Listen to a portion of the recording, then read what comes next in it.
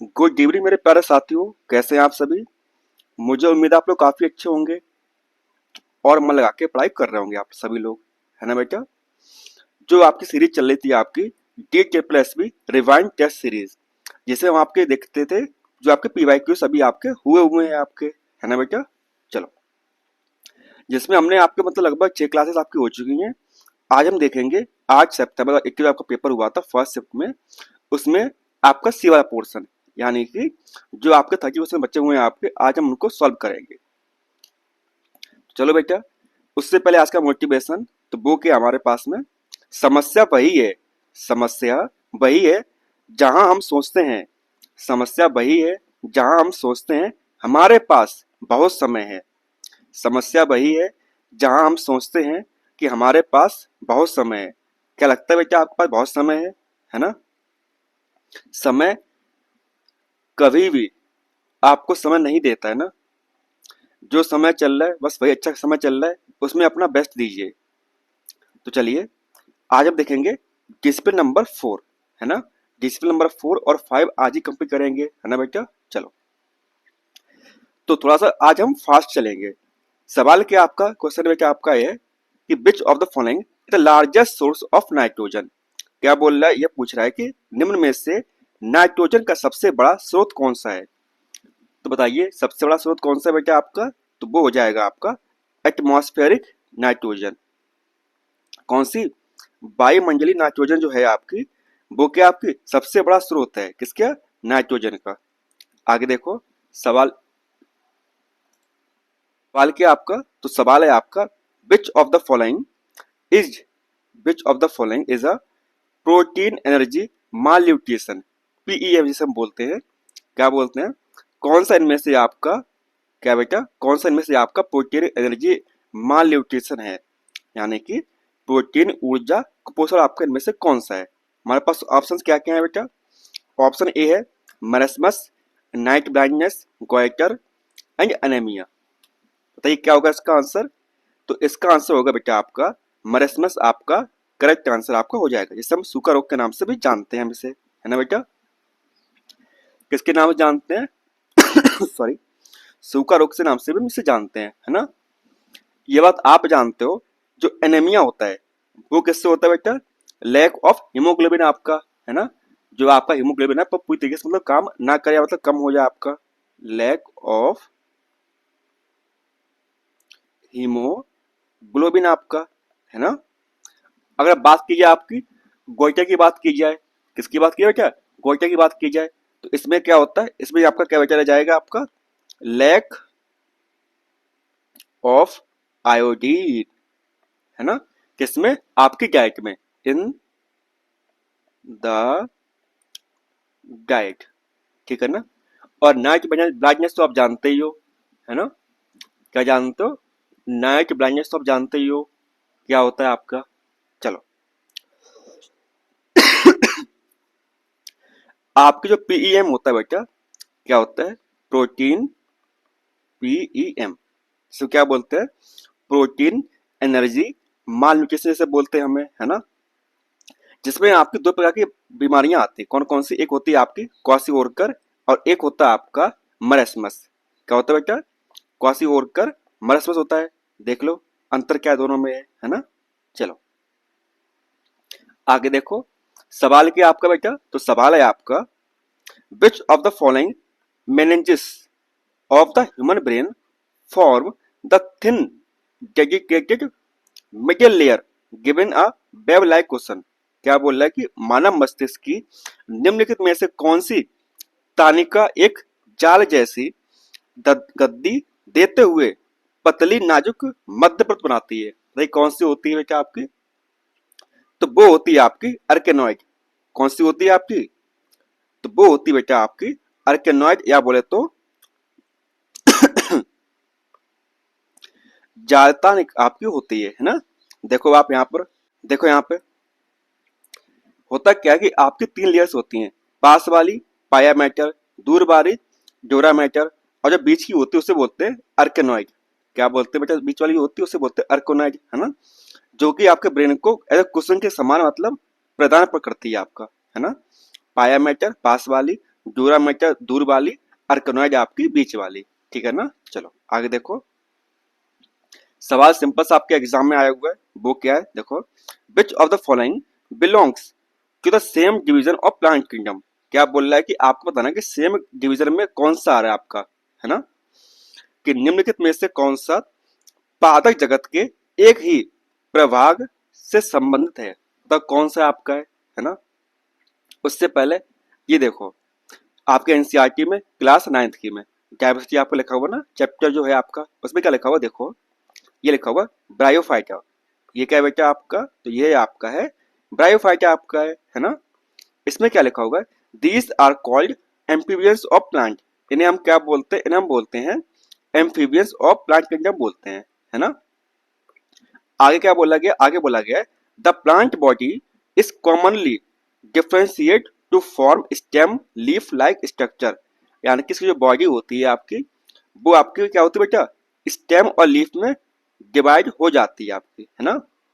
आगे बोल रहा है however there is a no specified tissue for the conduction of water and other substance from one part to the other part of the body. यानी कि बोल रहा है कि इनके पास में कोई स्पेशल टाइप का टिश्यू नहीं पाया जाता है ना।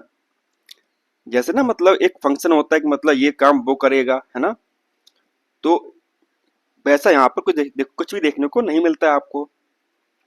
इसके एग्जाम्पल्स क्या क्या बेटा आपके, मॉस फ्यूनेरिया, मार्केंसिया आपका क्या है बेटा इसके examples, moss Funaria, Marchantia and आपका रिसिया, ठीक है ना।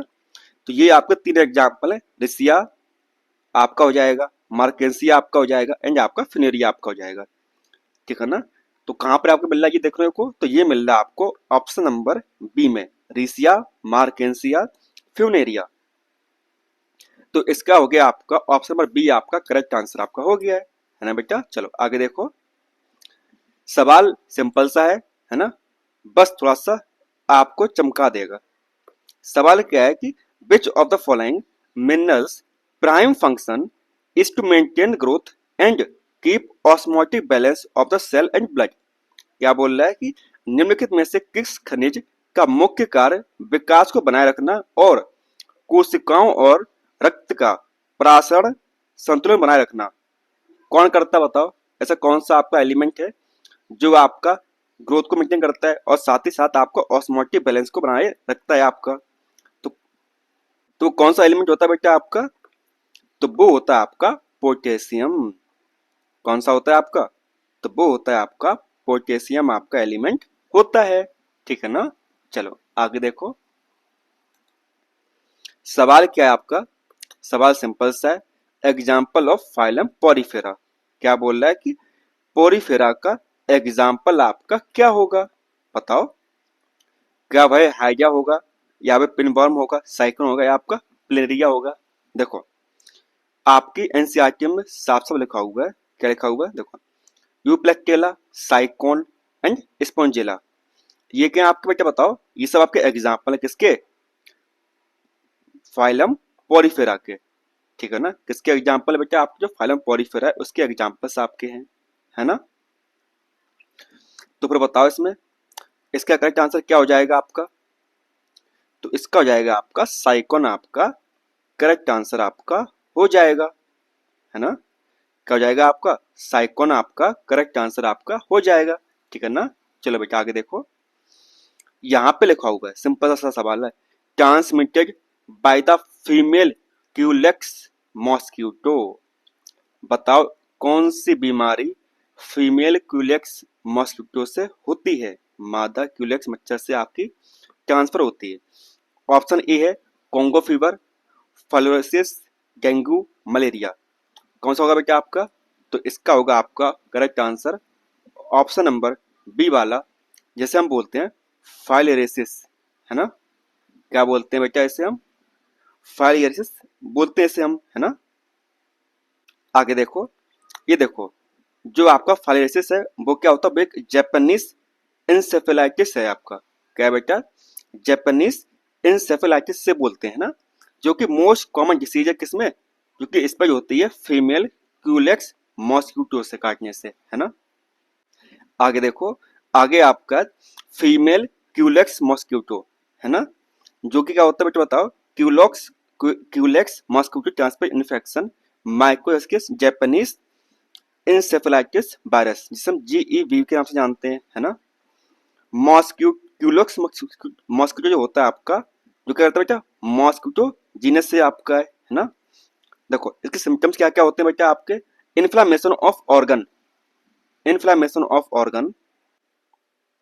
इसके सिम्टम्स क्या क्या है, सिम्टम्स क्या आप देखेंगे, इन्फ्लामेशन ऑफ ऑर्गन्स, आपके ऑर्गन्स में सूजन आ जाती है आपकी, ब्लॉकेज ऑफ लिम्फ, लिम्फ आपके ब्लॉक हो जाते हैं ना, और स्वेल हो जाते हैं आपके, सूज जाते हैं। जेनिटल ऑर्गन्स में also be affected leading to deformation, जो कि जेनिटल ऑर्गन्स होते हैं उनमें मतलब आपको कुछ ना कुछ देखने को मिलता है ना। अब देखो कॉन्गो फीवर क्या होता है आपका, है ना, ये क्या होता है बेटा, देखो ये एक आपका वायरल हेमोराइजिक फीवर है आपका, है ना, जो कि आप इससे थिक वॉर्न वायरस जो होता है आपका, उससे होता है आपका, है ना। आपका एग्जाम में नहीं पूछा जाएगा आपसे, है ना, इतना रखो। कॉन्गो फीवर नाम का एक बीमारी होती है, इसमें आपका फीवर, आपका हेडेक, सर में दर्द, मसल्स पेन, हड्डियों में आप मतलब जो मसल्स होती हैं आपकी, उसमें आपको दर्द होना शुरू हो जाता है, डायरिया और वोमिटिंग आपको होना स्टार्ट हो जाती है आपकी, है ना, किसमें बेटा, कॉन्गो फीवर में। आगे देखो ये आपका मलेरिया है ना, प्रोटोजोन कौन सा, प्लाज्मोडियम से आपका होता है ना, प्लाज्मोडियम बाइवेक्स, प्लाज्मोडियम मलेरिया, प्लाज्मोडियम फेल्सीफेरम आपका, ठीक है ना। ये किससे होता है, फीमेल एनाफिलिस मॉस्किटो के काटने से होता है आपको, है ना। सेकंड चिल, मतलब आपको ठंड देके बुखार आता है आपको मलेरिया में, हेडेक, सिर में दर्द, टायर्डनेस, थकान, आपको नौसिया आपको हो जाती है ना। चलो अब देखो डेंगू में, है ना, किससे होता है, ये होता है आपका वायरस फ्लेवी वायरस आपका, कौन सा वायरस बेटा आपका, फ्लेवी वायरस, आपसे फ्लेवी वायरस से आपको डेंगू होता है आपको, है ना, ठीक है ना। और इसमें आपका high fever, severe headache, pain behind the eyes, मतलब आइस के पीछे मतलब आपको दर्द होता है, मसल्स एंड जॉइंट पेन आपका। चलिए सवाल आपका सिंपल सा है, बस आपने अगर बेसिक बायो पढ़ी होगी तो आप ये कर जाओगे, है ना। देखो यहाँ पे क्या बोल रहा है कि आपको बताना है कि जो एएनएफ है आपका, एएनएफ उसकी फुल फॉर्म क्या होती है ना, किसकी बेटा, एएनएफ की फुल फॉर्म क्या होती है, तो वो क्या होती है बेटा आपकी, एट्रियल न्यूक्लियोटिक फैक्टर, ईएनएफ।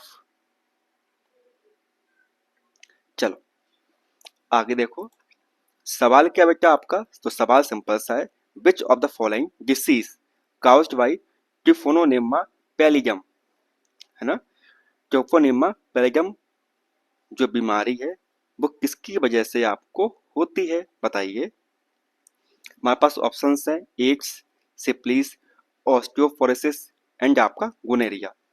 किससे होती है बेटा आपकी, तो ये होती है आपकी सिप्लिस नाम की जो बीमारी उससे आपको हो जाती है ना।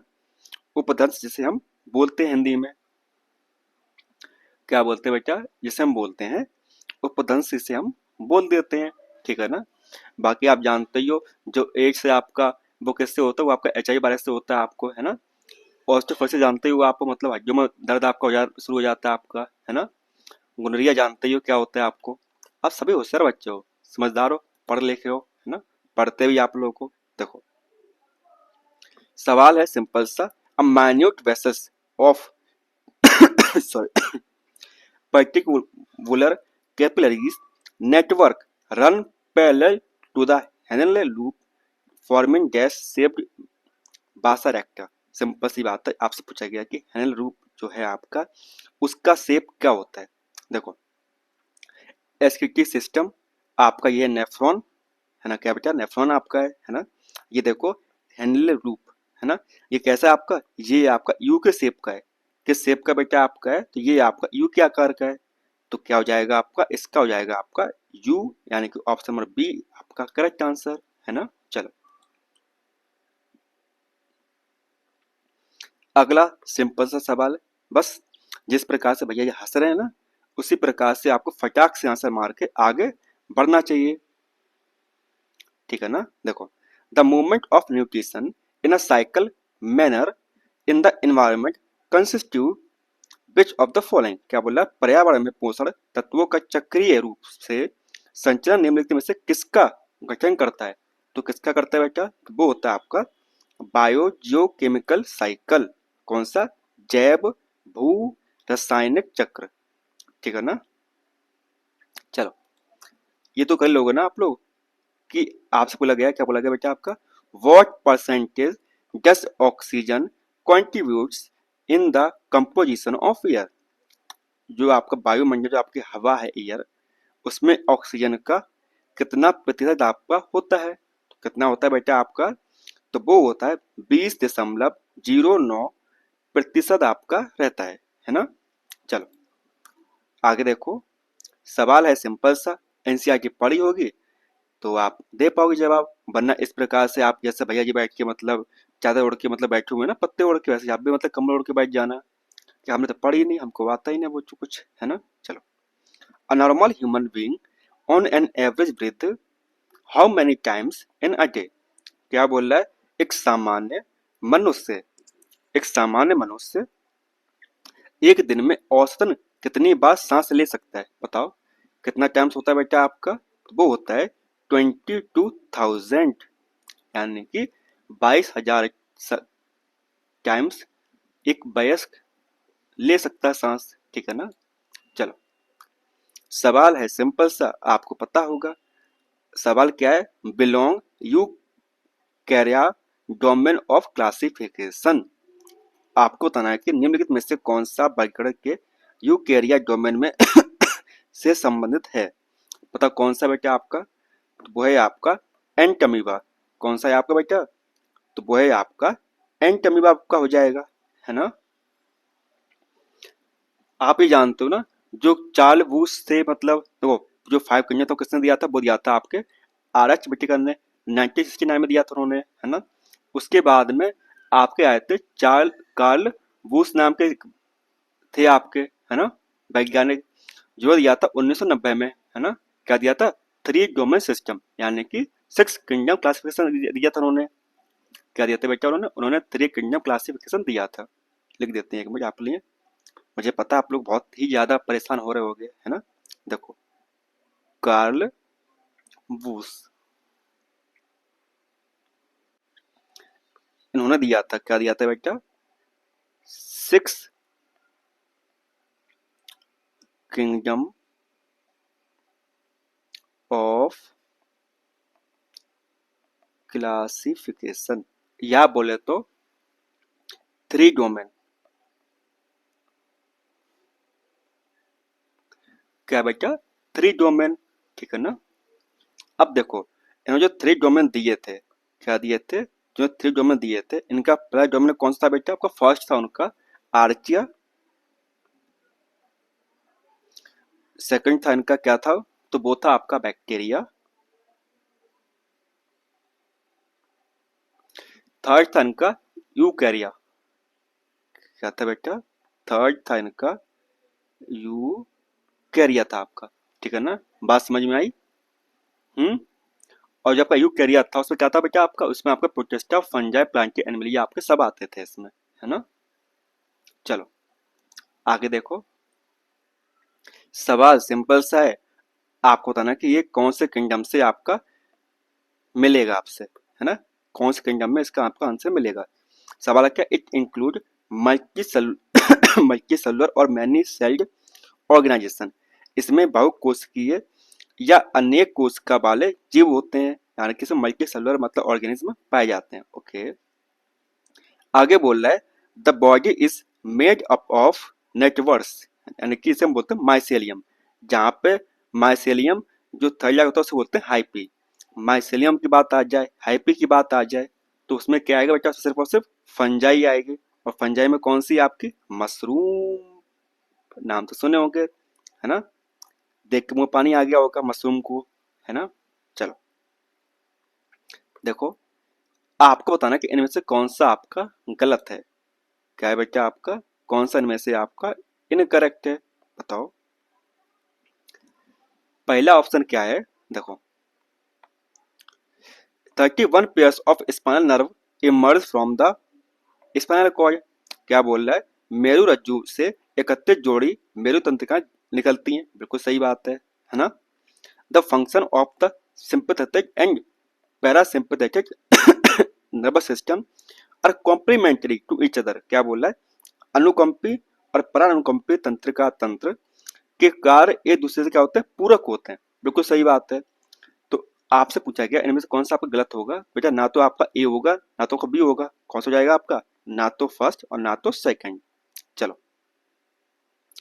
सवाल सिंपल सा है, what is the name of the insulating fatty sheaths that cover the axon most neurons. क्या बोल रहा है, अधिकांश न्यूरॉन के असतंतु को ढकने वाले इंसेल्यूटेड बसीय आवरण का नाम क्या होगा, बताओ बेटा, है ना।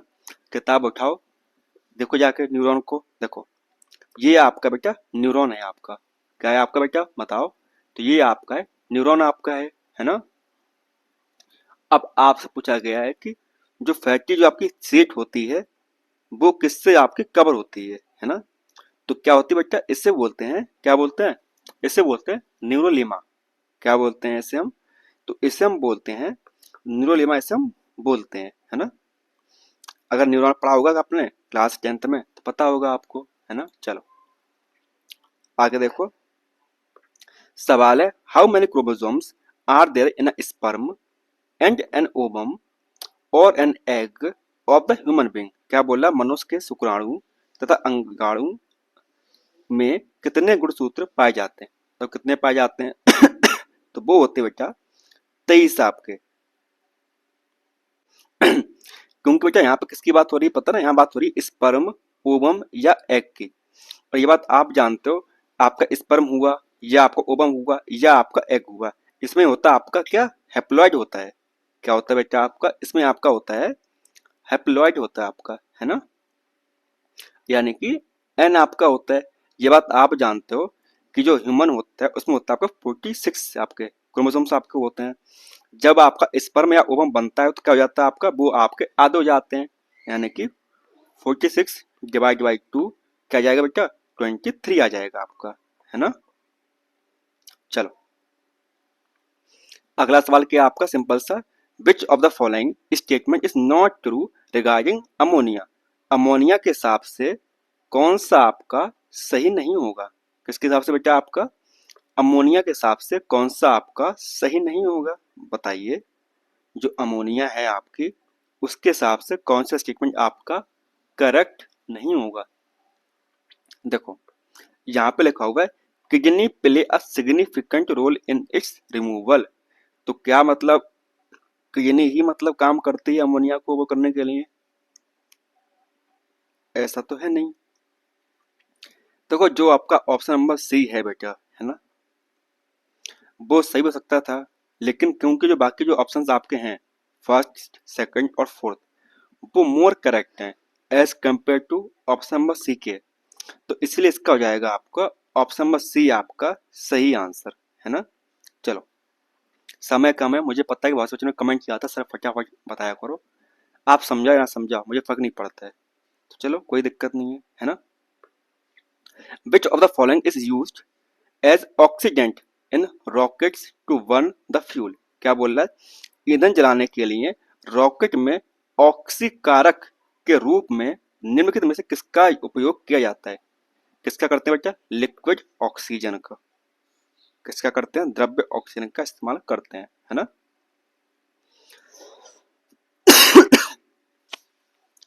बहुत से लोग इसका आंसर कुछ और मानेंगे, लेकिन जो आयोग है उसने बेटा इसका आंसर सिर्फ ऑप्शन नंबर सी दिया हुआ है, लिक्विड नाइट्रोजन, है ना। चलो अब देखो डिस्प्ले नंबर 5, इसमें क्या है देखो, the hardness of water is due to the presence of salt of the following. क्या बोल रहा है, जल की कठोरता निम्नलिखित में से किस लवण की उपस्थिति के कारण होती है, बताओ। तो किसकी होती है बेटा, वो होती है आपकी कैल्शियम और मैग्नीशियम की वजह से, किसकी वजह से, कैल्शियम और मैग्नीशियम की वजह से आपकी होती है आपकी क्या, कठोरता, किसमें, साबुन में है ना, जल में, ठीक है ना। चलो सवाल है कि डॉट एनिमल क्या होते हैं, भारवाही पशु कौन से होते हैं बताओ। बनेगा मुंह बेटा, ऐसा मुंह मत बनाओ, है ना। ये पता कहाँ से आया हुआ है? क्लास 9th के एनसीईआरटी से आया हुआ लास्ट चैप्टर जो है आपका, कैटल फार्मिंग। क्या बेटा? Cattle farming. देखो यहाँ पे लिखा हुआ है, क्या लिखा हुआ है देखो पहले तो सबसे फटाफट। एक तो यहाँ पे लिखा हुआ है मिल्क प्रोडक्शन, देखो डॉट एनिमल, है ना, यानी कि फार्म लेबर। एक होता है आपका क्या, मिल्च, जिसे हम बोलते हैं मिल्क प्रोड्यूसिंग फीमेल। बात समझ में आई आपको? यानी कि डेयरी एनिमल्स को बोलते हैं मिल्च एनिमल्स, और जो ड्राफ्ट एनिमल्स होते हैं उन्हें बोलते हैं फार्म, क्या बोलते हैं बेटा? फार्म लेबर बोलते हैं उन्हें हम, ठीक है ना। क्या बोलते हैं? तो उन्हें हम बोलते हैं फार्म लेबर बोलते हैं, ठीक है ना। यहाँ तक कोई दिक्कत हो तो बताइए। बाकी अपन के जो एग्जाम्पल्स हैं वो पढ़ लीजिएगा, है ना, क्योंकि आपका एग्जाम में एग्जाम्पल्स भी आपसे पूछ ले जाते हैं। चलो, तो क्या हो जाएगा बेटा? Animals used to farm labour, है ना, खेत में मजदूर के लिए उपयोग किए जाने वाले जो पशु होते हैं उन्हें हम बोलते हैं डॉट एनिमल्स। तो इसका हो जाएगा आपका ऑप्शन नंबर ए, आपका करेक्ट आंसर आपका हो जाएगा। चलो आगे देखो, सवाल सिंपल सा है, उत्तर आपको देना है। Which of the following is an example of weed? बताओ निम्नलिखित में से कौन सा आपका खरपतवार का उदाहरण है आपका? बताओ कौन सा है? तो वो है बेटा आपका कैरट ग्रास, जिसे हम कांग्रेस ग्रास के नाम से भी जानते हैं, है ना। गाजर घास आपकी, आपके एनसीईआरटी में साफ साफ लिखा हुआ है, देखो क्या लिखा हुआ है, जेंथियम, गोकरू, है ना, पार्थेनियम गाजर घास, सैपरेनस प्रोटोनस यानी कि मोथा आपका। ये सब क्या है बेटा आपके? ये आपके अनवांटेड प्लांट्स हैं आपके, है ना, या बोले तो आपके वीड्स हैं आपके, ठीक है ना। क्या है? वीड्स आपके, खरपतवार हैं आपके, अनवांटेड प्लांट्स। याद रहेगा ना आपको? चलो आगे देखो, सिंपल सा सवाल। The main layer of atmosphere from the surface of the earth up to 10 kilometre पर, मतलब जो 10 किलोमीटर है आपका, उसको पता है आपकी कौन सी एटमॉस्फेयर की लेयर होती है आपके? बताओ। पृथ्वी की सतह से 10 किलोमीटर तक वायुमंडल की मुख्य परत कौन सी कहलाती है? ये सवाल है आपका। कौन सी होती है बेटा आपकी? तो वो होती है आपकी टोपोस्फेयर। कौन सी होती है? सोम मंडल आपकी होती है ना। देखो यहाँ पर टोपोस्फेयर, है ना, स्ट्रेटोस्फेयर, मीजोस्फेयर, थर्मोस्फेयर एंड आपका एक्सोस्फेयर, ठीक है ना। आप सभी ने चीजें पढ़ी होगी, मुझे पता है, और आप सभी लोग समझदार हो। चलो आगे देखो। हाँ, सवाल है वो क्या है देखो, excessive uses of fertiliser and pesticide. आप अधिक इस्तेमाल कर रहे हो किसका बेटा? फर्टिलाइजर का और आपका पेस्टिसाइड्स का आपका, इन एग्रीकल्चर, किसमें? एग्रीकल्चर में। तो आपको बताना कि उनमें जो होगा वो जो प्रक्रिया होगी उसे क्या बोल लेंगे? कृषि में उर्वरकों और कीटनाशकों के अत्यधिक उपयोग के कारण निम्न से कौन सी घटना हुई है? यूट्रोफिकेशन, है ना, सुपोषण, फोटोकेमिकल स्मोक, प्रकाश रासायनिक कोहरा, डिकेटेशन, विसंक्रमण। कौन सा हुआ बेटा आपका? तो वो हुआ सिर्फ और सिर्फ यूट्रोफिकेशन, ठीक है ना। अभी यूट्रोफिकेशन क्या होता है बताओ? जो न्यूट्रिशन आपके बेटा छन छन के पानी में जाते हैं उसी को बोलते हैं यूट्रोफिकेशन, ठीक है ना। चलो कभी किसी क्लास में डिटेल में आपको समझाएंगे कि यूट्रोफिकेशन आपका क्या होता है। सवाल सिंपल सा, ओजोन, किसकी बात हो रही है बेटा? ओजोन की बात हो रही है। पता ओजोन जो एक अणु है उसमें कितने ऑक्सीजन होते हैं? कितने आपके ऑक्सीजन एटम आपके पाए जाते हैं? बताओ कितने होते हैं? देखो 1 2 3, कितने हो गए ये? तो ये हो गए आपके 3 हो गए आपके, है ना। तो इसका हो जाएगा आपका ऑप्शन नंबर डी, आपका करेक्ट आंसर आपका हो जाएगा। आगे देखो, सवाल क्या है? सवाल है सिंपल सा, विच of the following is micronutrient present in the soil essential for plant growth? कौन सा आपका सूक्ष्म पोषक तत्व मिट्टी के में पाया जाता है, बताओ। Sulphur, iron, calcium, magnesium. उससे पहले देखो एनसीईआरटी में साफ साफ लिखा हुआ है मैक्रोन्यूट्रिएंट्स एंड आपके माइक्रोन्यूट्रिएंट्स। सिंपल सा ट्रिक है, कौन पी के मग से कॉफी, उस प्रकार से आप याद रखोगे तो आपके जो मैक्रोन्यूट्रिएंट्स है आपके याद हो जाएंगे आपके, है ना। तो क्या हो जाएगा बेटा आपका इसका आंसर, इसका हो जाएगा आपका आयरन, जो कि है आपका एक माइक्रो न्यूट्रिएंट है आपका, ठीक है ना। कौन सा है आपका माइक्रो न्यूट्रिएंट, कौन है बेटा आपका, बताओ। तो वह है आपका आयरन, ठीक है ना। चलो सवाल क्या है, देखो क्लास 10 की एनसीईआरटी सोडा लाइम जो प्रक्रिया होती है, कौन सी, सोडा लाइम वाली जो प्रक्रिया होती है आपकी, ठीक है ना, जिसमें क्या बोल रहा है convert hard water into soft water. क्या चीज, convert hard water to soft water. कठोर जल को शीतल जल में जो बदलते हैं सोडा लाइम, उसे क्या बोलते हैं, तो उसको बोलते हैं क्लार्क मेथड। क्या बोलते हैं बेटा उसे हम, तो उसे हम बोलते हैं क्लार्क की विधि कहते हैं, है ना। क्या कहते हैं बेटा इसे हम, तो इसे हम क्लार्क की विधि कहते हैं हम, है ना। देखो जैसे आपका कैल्शियम हाइड्रोक्स कैल्शियम कार्बोनेट आपका CaHCO3 का होल ट्वाइस प्लस आपका कैल्शियम हाइड्रोक्साइड, तो क्या बन गया बेटा आपका, तो ये बन गया आपका calcium carbonate plus 2 moles of water, है ना। सॉरी। उसी प्रकार से आपका मैग्नीशियम MgCO3, है ना, whole twice plus calcium hydroxide, तो क्या बन जाएगा आपका 2 moles of magnesium carbonate plus 2 moles of water आपके रिलीज हो जाएंगे आपके, है ना बेटा। तो इससे क्या बोलते हैं, इसे बोलते हैं क्लार्क मेथड। आगे देखो सवाल क्या है बेटा आपका, तो सवाल है आपका, देखो which of the following is not a domestic source of soil pollution. इनमें से कौन सा आपका एक डोमेस्टिक सोर्स नहीं है, कौन सा मृदा प्रदूषण के लिए घरेलू स्रोत नहीं है, बताओ कौन सा है, फटाफट बताओ इसका आंसर।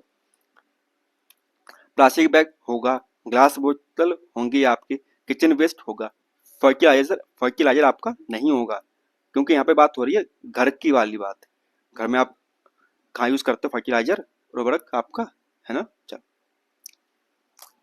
इसका आंसर देंगे आप सभी। सवाल है बहुत सिंपल सा, बचपन से पढ़ते हुए आ रहे हो। Increased carbon dioxide level in earth atmosphere lead to the phenomenon of, पृथ्वी के वायुमंडल में कार्बन डाइऑक्साइड का स्तर बढ़ने से गैस की परिघटना होती है, कौन सी होती है बेटा, जिसे हम बोलते हैं ग्रीन हाउस इफेक्ट। क्या बोलते हैं, जिसे हम बोल देते हैं ग्रीन हाउस प्रभाव बोल देते हैं, है ना, ठीक है ना। बाकी पता ही है आपको ओजोन होल क्या होता है, फोटोकेमिकल स्मोक क्या होती है, एक्सीडेंट क्या होता है ना। चलो अब देखो टीचिंग मेथोडोलॉजीज यानी कि सब्जेक्ट पेडागोजी आपकी 10 सवाल 10 मिनट में निपटाएंगे फटाफट। चलो विच of the following is not true, बताओ इनमें से कौन सा आपका सही नहीं होगा, है ना। तो यहाँ पे लिखा हुआ है विकास की प्रक्रिया गर्भाधान से शुरू होकर जन्म से लेकर परिपक्वता तक निरंतर चलती रहती है, किसकी, विकास की, डेवलपमेंट की। लेकिन ये बात आप जानते हो डेवलपमेंट आपका लगातार चलता रहता है ना। तो ये हो जाएगा आपका गलत, और आपका गलती पूछा गया है ना। देखो ऑप्शन बी क्या है बेटा, देखो लड़कियां लड़कों की तुलना में जल्दी परिपक्व हो जाती हैं, बिल्कुल सही बात है ना। विकास की दिशा शीर्षा विमुख के साथ साथ समीप भी होती है, मतलब कि direction of development cephalocaudal as well as परऑक्सी प्रोक्सिमोडिस्टल भी आपका होता है, बिल्कुल सही बात है। प्रीनेटल मतलब before birth and postnatal after birth development of human beings follow pattern और जनरल सीक्वेंसेस, बिल्कुल सही बात है। मनुष्य के जन्म से पहले और जन्म के बाद विकास जो है आपका, विकास आदमी नहीं है, विकास एक प्रक्रिया है ना, प्रतिरूप या सामान्य अनुक्रम का अनुसरण करती है, बिल्कुल सही बात है।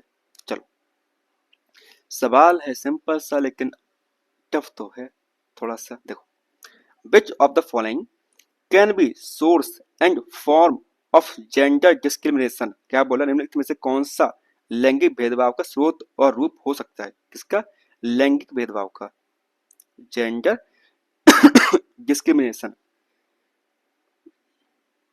ऑप्शन ए है गवर्नमेंट पॉलिसीज, सरकारी नीतियां, फैमिली एंड पेरेंट्स, परिवार और माता पिता। दोनों ही आपके हो सकते हैं बेटा, है ना, जरूरी नहीं है। तो इसका हो जाएगा बोथ ए एंड बी आपका। चलो, सवाल है, क्या है बेटा, which of the following is known as accepted hypothesis. किसकी बात हो रही है? एक्सेप्टेड हाइपोथेसिस की बात हो रही है। स्वीकृत परिकल्पना के रूप में किसे जाना जाता है? बताओ। तो वो है आपकी थ्योरीज, है ना। Evidence, natural law and fact आपके नहीं होंगे। चलो, सवाल है थोड़ा सा लेंदी टाइप का। वो क्या है, आपको बताना है कि इनमें से कौन सा आपका इनकरेक्ट होगा, है ना, कौन सा आपका गलत होगा, बताओ। तो यहाँ पे लिखा हुआ है, बहुकक्षा शिक्षण में एक ऐसी स्थिति है जहाँ कई शिक्षक एक समय में कई कक्षाओं को पढ़ाते हैं। बिल्कुल नहीं, ऐसा इसका उल्टा होता है ना। तो इसलिए इसका हो जाएगा आपका ऑप्शन नंबर सी आपका करेक्ट आंसर हो जाएगा, क्योंकि ये गलत वाला आपका है। बस पीवाई को देखकर आप एक चीज सीखें कि किस किस टॉपिक से आपके सवाल बनते हैं, है ना बेटा।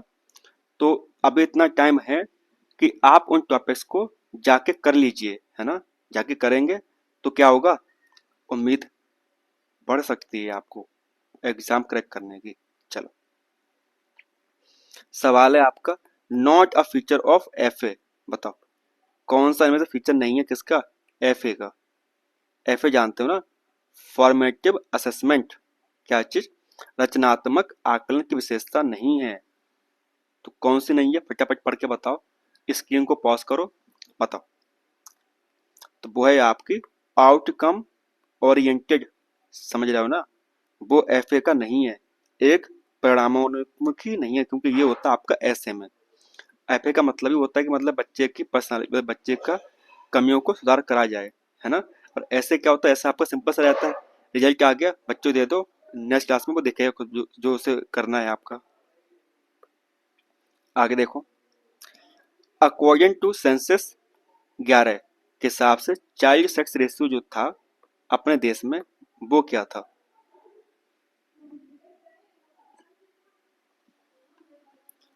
कितना था बेटा आपका? तो वो था 1919, 919, ठीक है ना। ऑप्शन ए, देखो, in which year was the first of its kind all Indian seminar on teaching science in secondary school held in Shimla hills. Shimla पहाड़ी में अपनी तरह की पहली माध्यमिक विद्यालय में शिक्षण विज्ञान पर अखिल भारतीय संगोष्ठी किस वर्ष आयोजित हुई थी? वो हुई थी आपके 1956 में। कब हुई थी बेटा? तो वो हुई थी आपकी 1956 में आपकी हुई थी, ठीक है ना। चलो आगे देखो, ये कोट दिया हुआ है ना, क्या दिया हुआ देखो, who are the following books, कौन सी? स्ट्रक्चर ऑफ साइंस, है ना, किसकी बात हो रही बेटा? स्ट्रक्चर ऑफ साइंस, विज्ञान की संरचना की जो है, बताओ किसने लिखी थी, है ना। तो वो लिखी थी थॉमस कुहन ने। किसने लिखी थी? थॉमस कुहन ने लिखी थी आपकी। तो इसका हो जाएगा आपका ऑप्शन नंबर सी आपका करेक्ट आंसर आपका हो जाएगा। आगे देखो, सवाल है आपका, टीचिंग मेथड सोक्रेट्स एक्सपोनेंट, सुकरात किस शिक्षण विधि के प्रतिपादक हैं? किसका बात हो रही है बेटा? सुकरात की बात हो रही है, सोक्रेट्स की बात हो रही है ना। बताओ, तो वो कौन सा बेटा आपका? सिंपल सा था, क्वेश्चन आंसर मेथड। कौन सा? प्रश्न उत्तर विधि। किसने दी थी? तो वो दी थी सोक्रेट्स ने, ठीक है ना। चलो, आप सभी ने पढ़ा होगा, आपने जब जो कोर्स किया था बी एड या बीटीसी वाला आपने, है ना। चलो, इंडक्टिव डिडक्टिव अप्रोच, आगमनात्मक निगमनात्मक दृष्टिकोण के हिसाब से कौन सा आपका आंसर सही होगा? बताओ बताओ बताओ। स्टेटमेंट फर्स्ट है आपका, वो क्या है आपका? वो है आपका साइंस विज्ञान, स्टेटमेंट सेकंड आपका ग्रामर व्याकरण, मैथ गणित। तो क्या होगा बच्चा, तीनों ही आपके सही हो जाएंगे। तो इसका हो जाएगा आपका 1 2 3, है ना। चलो बाकी आप सभी बताइए क्या करना है, कैसे करना है, कर ही दिया होगा आप लोगों ने। मिलते हैं आपसे नेक्स्ट क्लास में, तब तक के लिए धन्यवाद।